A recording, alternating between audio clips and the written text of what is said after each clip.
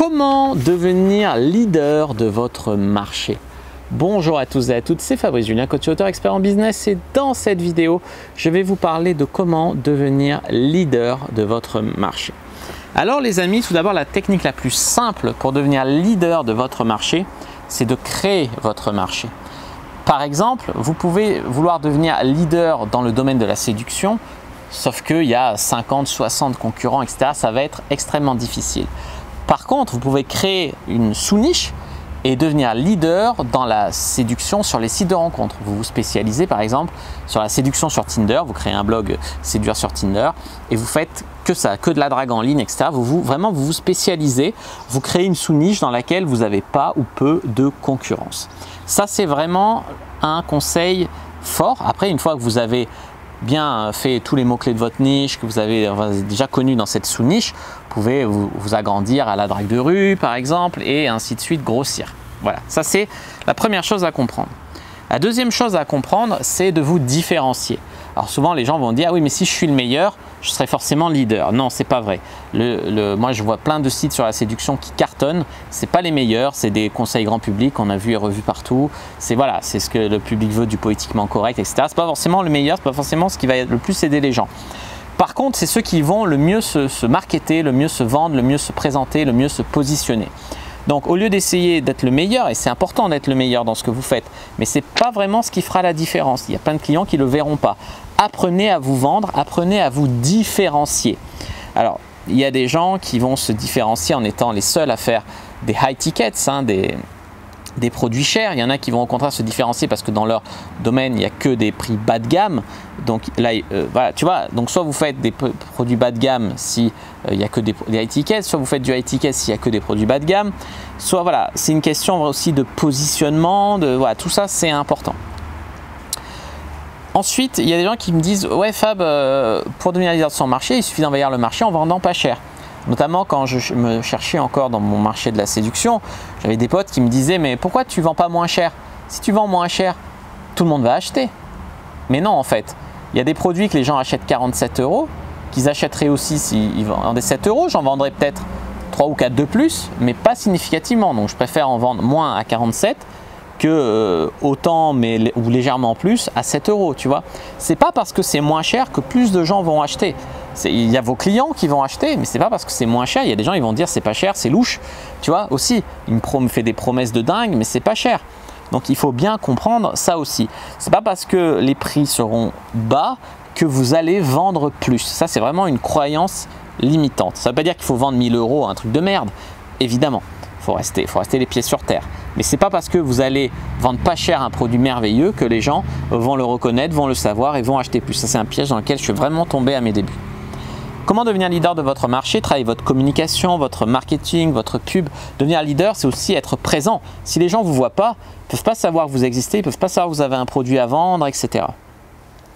Devenir leader de votre marché, c'est aussi, ça fait partie de comment vous vous présentez, mais c'est avoir beaucoup de témoignages clients, des retours clients, avoir beaucoup de preuves sociales, vous êtes passé dans les médias, etc. Et vous mettez vachement ça en avant.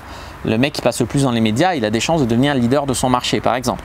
Même si on sait que les médias, ça veut tout et rien dire, hein. Ils interviewent les plus politiquement corrects ou en fonction de l'actualité, ce dont ils ont besoin, mais ça veut rien dire, hein. Ils n'interviewent pas forcément les meilleurs, ils interviewent les gens qui leur disent ce qu'ils veulent entendre. Mais bon, le public est encore façonné de façon à ce que tu es passé dans les médias, tu dois être un leader de ton marché, tu vois. Aussi, ce que vous pouvez faire, c'est prendre le meilleur de vos concurrents et éviter les erreurs qu'ils ont fait. Comme je l'ai déjà dit dans d'autres vidéos, ça ne sert à rien de refuser de faire ce que font les autres. Quand les autres font un truc qui fonctionne, refaites-le à votre sauce. Si j'avais refusé de faire des vidéos sur le premier message Tinder sous prétexte que c'est pas ma passion, je me serais privé de beaucoup de visites sur mon blog ou sur ma chaîne YouTube, tu vois. Alors, tu vois, il faut quand même traiter à votre façon, hein. Il ne faut pas copier vos concurrents, mais reprendre à votre façon ce qu'ils font et qui fonctionne. Et également éviter leurs erreurs. S'ils ont fait des produits qui ne se vendent pas ou quoi, ne vous cassez pas la tête, ne perdez pas de temps et d'énergie à le faire. S'ils ont fait des erreurs qui leur ont fait perdre de l'argent, par exemple embaucher ou déléguer des trucs que vous n'avez pas besoin, ne faites pas ces erreurs-là. Ça vous permettra d'être leader de votre marché. Donc évitez les erreurs de vos concurrents et être aussi présent et faire aussi ce qui les a fait fonctionner eux, ce qui a marché pour eux. Et enfin, ce que vous pouvez faire, c'est racheter ou éliminer la concurrence. Donc la racheter, vous rachetez leur site, vous rachetez leur chaîne YouTube. Éliminer, ça veut dire leur faire faillite en prenant leur part de marché.